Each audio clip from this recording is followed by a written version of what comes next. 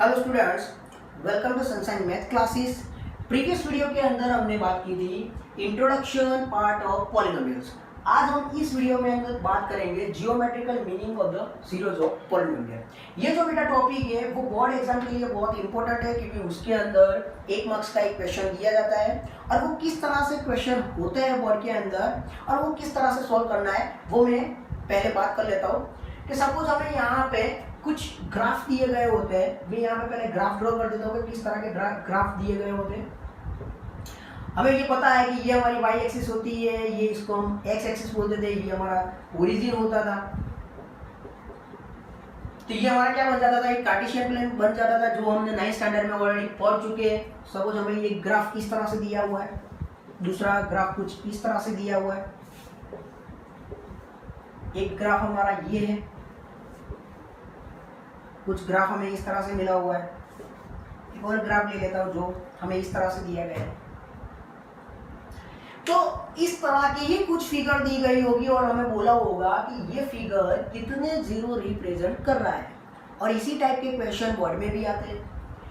अगर ये क्वेश्चन हमें आ गया तो हमारा 1 मार्क्स के अंदर ही ये क्वेश्चन आता है। ओके, तो ये क्वेश्चन के अंदर हम किस तरह से बता सकते हैं कि ये फिगर कितने जीरो रिप्रेजेंट कर रही है। तो वो सिंपल है बेटा कि ये जो हमारी एक्स एक्सिस है, यहाँ पे हमें जो ग्राफ की लाइन दी गई है वो हमारी एक्स एक्सिस को कितने पॉइंट पे वो टच कर रही है, वही हमें सिर्फ देखना है। तो यहाँ पे फर्स्ट फिगर में हम देखते हैं, तो हमारी जो ये ग्राफ की लाइन दी गई है, ये लाइन वो हमारी एक्स एक्सिस को कोई भी पॉइंट पे टच कर रही है। तो यहाँ पे फिगर से देख के पता सकता है कि यहाँ पे कोई भी पॉइंट पे वो टच कर रही नहीं है। इसका मतलब ये फिगर एक भी जीरो रिप्रेजेंट नहीं कर रही है।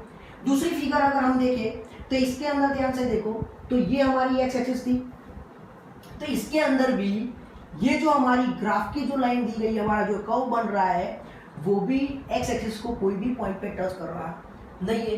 तो इसका मतलब कि यहाँ पे भी ये फिगर कोई भी जीरो रिप्रेजेंट कर रही नहीं है। अगर थर्ड फिगर की बात की जाए तो ये हमारी एक्स एक्सिस है और वहां पे एक्स एक्सिस पे वो 2 पॉइंट पे क्या कर रही है, टच कर रही है एक्स एक्सिस को, दो लाइन। तो इसका मतलब ये फिगर कितने जीरो रिप्रेजेंट करेगी, 2। उसी तरह से अगर ये फिगर की बात की जाए तो ये हमारी एक्स एक्सिस है, यहाँ पे ये फिगर जो दी गई है वो एक्स एक्सिस को कोई भी पॉइंट पे टच कर रही नहीं है। इसका मतलब एक भी जीरो रिप्रेजेंट नहीं कर रही है। यहाँ पे ये एक्स एक्सिस है वो कितने पॉइंट पे टच कर रही है, 1 पॉइंट पे टच कर रही है। इसका मतलब यहाँ पे कितने जीरो रिप्रेजेंट होते होंगे, 1 जीरो रिप्रेजेंट होता होगा। सपोज मैं एक और फिगर ले लेता हूँ कि सपोज हमें कुछ इस तरह से फिगर दी गई है, तो यहाँ पे हम देखेंगे तो कितने पॉइंट पे वो एक्स एक्सिस को टच कर रही है, 1 2 3 4 और 5। मतलब ये फिगर हमें 5 पॉइंट पे टच कर रही है। इसका मतलब ये फिगर कितने जीरो को रिप्रेजेंट करेगी, 5। तो यही क्वेश्चन बेटा हमारा 2.1 का था। 2.1 इसी टॉपिक पे बनी हुई है और इसी तरह के क्वेश्चन है और उसके अंदर भी यही बताया है। आज हम ये तुम लोगों को बताऊंगा। ये तो हमारा 1 मार्क्स का टॉपिक खत्म हो चुका है, लेकिन मैं ये वीडियो के अंदर आपको ये बताऊंगा कि एग्जैक्ट हम एक्स एक्सिस को ही क्यों लेते हैं, वाई एक्सिस को हम क्यों नहीं लेते।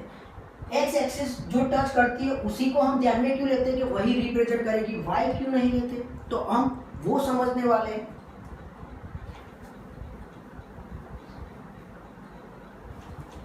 स्टूडेंट, अगर आपको मेरा वीडियो पसंद आया तो प्लीज लाइक करना मत भूलिएगा।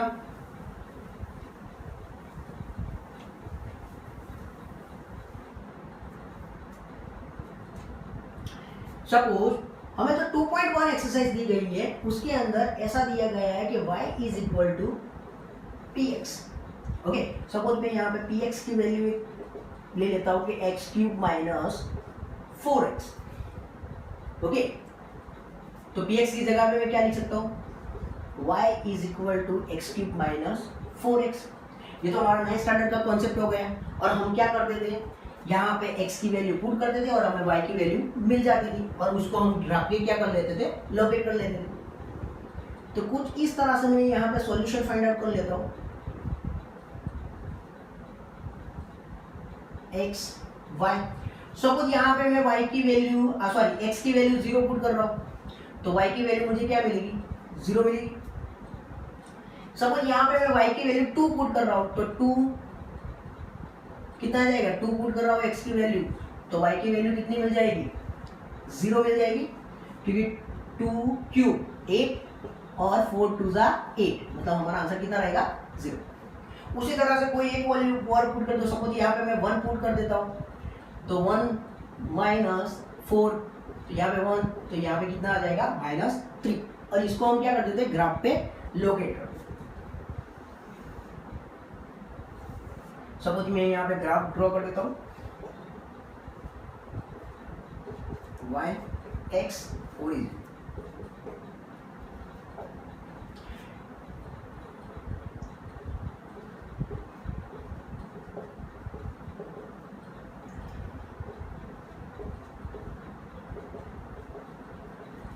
ओके। तो यहाँ पे हमें फर्स्ट क्या दिया हुआ है, 0 0, ये हमारे कोऑर्डिनेट होते हैं, तो 0 0, तो 0 0 मतलब किसकी वैल्यू होती है, ओरिजिन की वैल्यू होती है, तो हमारा ये पॉइंट कहाँ पे आ जाएगा, यहाँ पे आ जाएगा। सेकंड पॉइंट है हमारा x की वैल्यू 2 है, y की वैल्यू 0, तो हमारा कुछ यहाँ पे पॉइंट आ जाएगा। दूसरा 1 है और y की वैल्यू कितनी है, -3, मतलब हमारा पॉइंट यहाँ पे आ जाएगा। तो यहाँ पे इस पॉइंट को हम इस तरह से ज्वाइन कर देंगे, ओके, तो हमारा कुछ इस तरह से फिगर मिलेगा।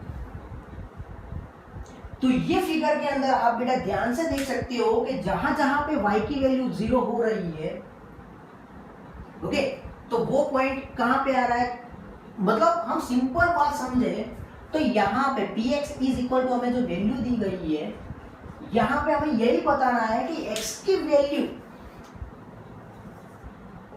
वैल्यू मैं ऐसी तो कौन सी रखूं कि मेरा पूरा पॉलिनोमियल क्या हो जाएगा, 0 हो जाएगा।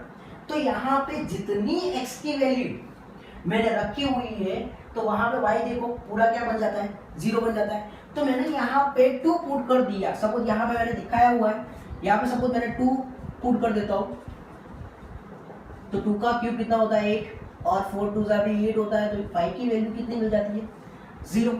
तो इसका मतलब x की वैल्यू कौन सी होती है, तो वो पुट करने से मुझे y कितना मिल जाता है, 0, मतलब पूरा पॉलिनोमियल क्या मिल जाता है, 0 मिलता है। इसलिए हम जितने भी x एक्सिस को जो कर्व हमारा टच कर रहा है, उसको ही हम ध्यान में लेते हैं कि रिप्रेजेंट कितने 0 को करेगा, जितनी लाइन वो x एक्सिस को टच करेगी उतना ही हम 0 मानेंगे, y एक्सिस को करने वाले को नहीं मानते हैं।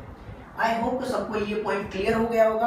हमें ये भी पता है कि जो हमारा लीनियर होता है, लीनियर पॉलिनोमियल होता है, वो कैसा ग्राफ बनाता है, स्ट्रेट लाइन ग्राफ बनाता है। हमारा जो क्वाड्रेटिक पॉलिनोमियल होता है वो हमारा पैराबोला ग्राफ बनाता है, और हमारा ये क्यूबिक था इसलिए कुछ कर्व शेप में आ रहा था। अगर हमारा क्वाड्रेटिक पॉलिनोमियल होता तो कुछ इस तरह से आता, अगर हमारा कुछ लीनियर होता तो हमारा ग्राफ कुछ इस तरह से आता। आई होप कि आपको सबको ये टॉपिक समझ में भी आ गया होगा। Thank you.